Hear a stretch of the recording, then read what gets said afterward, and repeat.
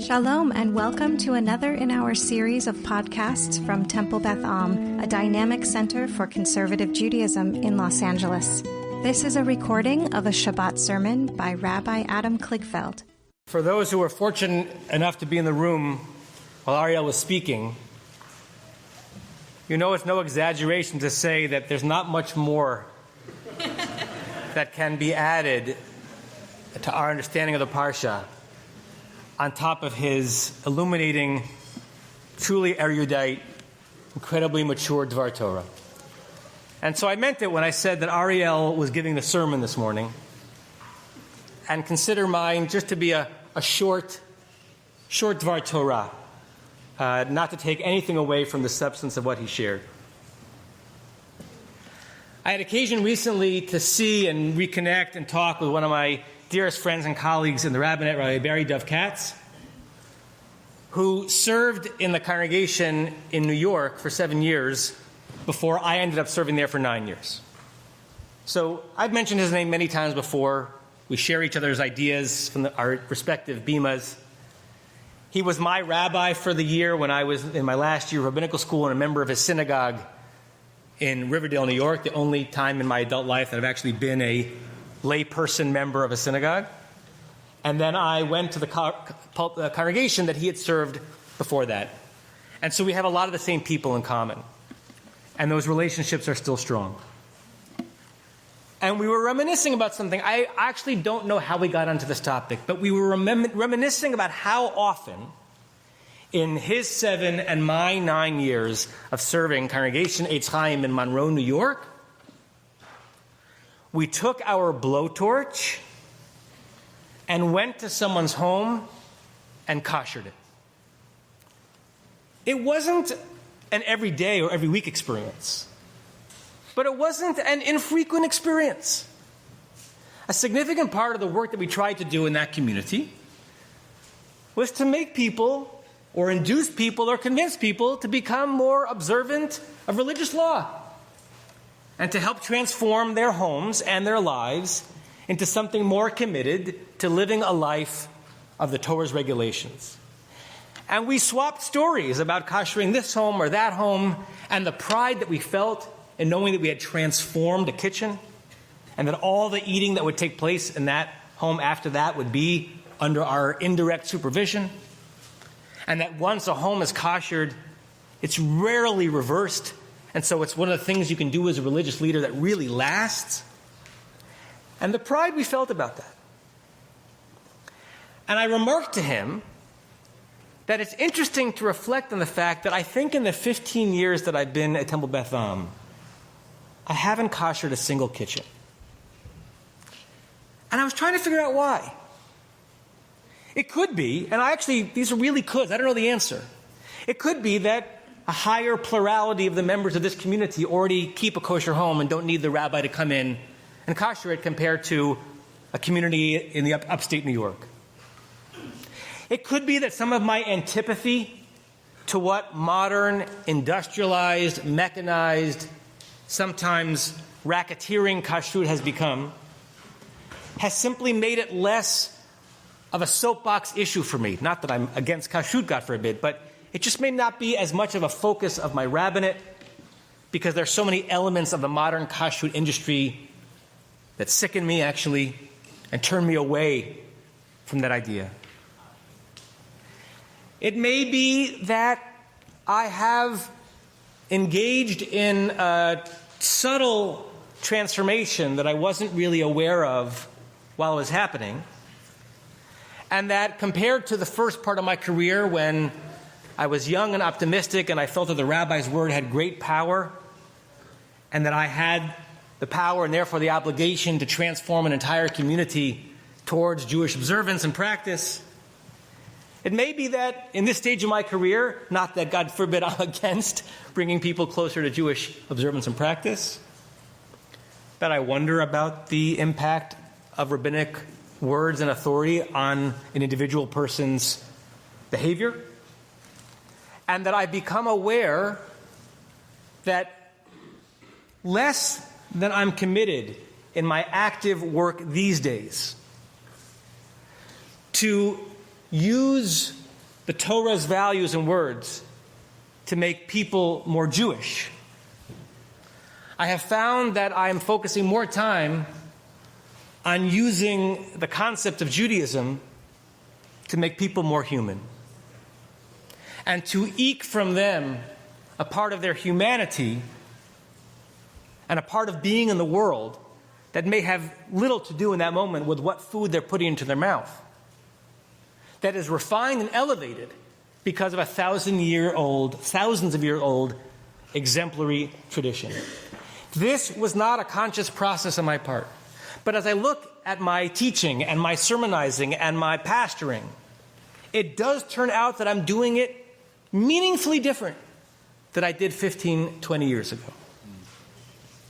Which made me, as I had this conversation this week, ponder for a second time a teaching that I came across early in the week that I shared at a Shiva Minyan. And I realized, and this sometimes happens as a teacher, you think that when you're sharing an idea or a teaching in a setting, you're mostly sharing it, at least you're trying to share it, for the people in whose presence you're sharing it. But sometimes after the fact, you realize that it's a teaching that you needed, and that you were drawn to it for a particular reason. The teaching has to do with the juxtaposition of this week's Parsha, Parshat Tazria, which, as Ariel taught us, deals with skin diseases and discharges and oozing and the ancient Jewish way of understanding what that meant in a society and a person.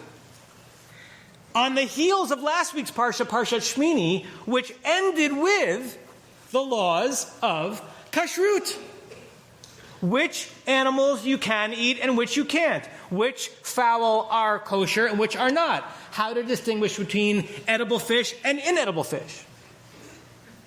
Rabbi Yisrael Salanter, who was the founder of the Musar movement, the Eastern European movement that was trying to awaken an ethical immediacy within what was already a rather observant Jewish community, trying to find hints in every single word, in every single sentence, not only how to serve God ritually, but how your service of God ritually makes you a more exemplary person. He gives a wonderful answer to that juxtaposition. If the Torah's order makes sense, why would we go from fish and hooves and swallowing cud and lists of birds we've never heard of to a skin disease that might break out on the body? And linking his comment to the very teaching that Ariel was referring to, that for the enormous majority of rabbinic understanding of what sarad is, it was a response to Lashon Hara, to using words to cut down rather than using words to build people up. He says the following thing. That juxtaposition is very important, because lest you think that the apex of religious life is deciphering this hechsher from that hechsher, lest you think that the highest thing that God wants of you is to be careful about the things that go into your mouth. That teaching in Parshat Shmini is followed immediately by the repercussions of what will come to you as a person and as a family and as a society and as a nation if you're not careful about the things that come out of your mouth. And he says that while the Torah is indeed consumed, pun intended, by what you consume and the foods you devour, it's more consumed with the ways in which your words and your deeds might consume and devour someone else. And so Parshat Tazria is the perfect coda to Parshat Shmini, to let you know that as you search out your hechshers, and as you ask your rabbi perhaps what's kosher and what's not, and as you bring your rabbi even to your home to kosher it, if the rabbi is worth anything, he or she is as concerned, if not more concerned, not with what you eat, but who you are while you're eating, not with which rabbi's supervision you ate this piece of candy or this meat, but what theoretical rabbi would supervise and okay your speech about and to other people while you're eating and in between meals. I am the Rabbinic Kashrut supervisor for this institution. And so I get to monitor and I get to be certain of all the foods that you consume while you're here. I have very little control over what you say while you're here, how you use your words either to heal or to hurt, and how the way in which you treat your fellow in this community, the ones with whom you are close and the ones with whom you are not close, the ones with whom you agree and the ones with whom you vehemently disagree. I don't have a whole lot of control about how kosher that is. But I think I have an obligation to lift up that attempt at spiritual kashrut at least as high as the food-based kashrut over which I have ultimate authority. I've come to a place in my religious life and in my rabbinic life where truly more bothered and disturbed than I am about a non-observant Jew violating religious law, I am consumed and bothered by a religious Jew violating ethical law. That, to me, is an undoing of revelation and makes every bracha that's recited over glatt kosher food inverted, perverted, and ultimately meaningless. So as we linger in Parshat Tazria, and particularly the rabbinic gloss on it for what it actually was about, it's a helpful reminder that we don't need once a month or once a week or once a day, but every minute that the potential weapons of our mouths can be used against others to guide our speech towards goodness, guide our actions towards loftiness as the most significant kashrut that there is. And if there's anyone who is hearing this who wants me to come and kasher their home,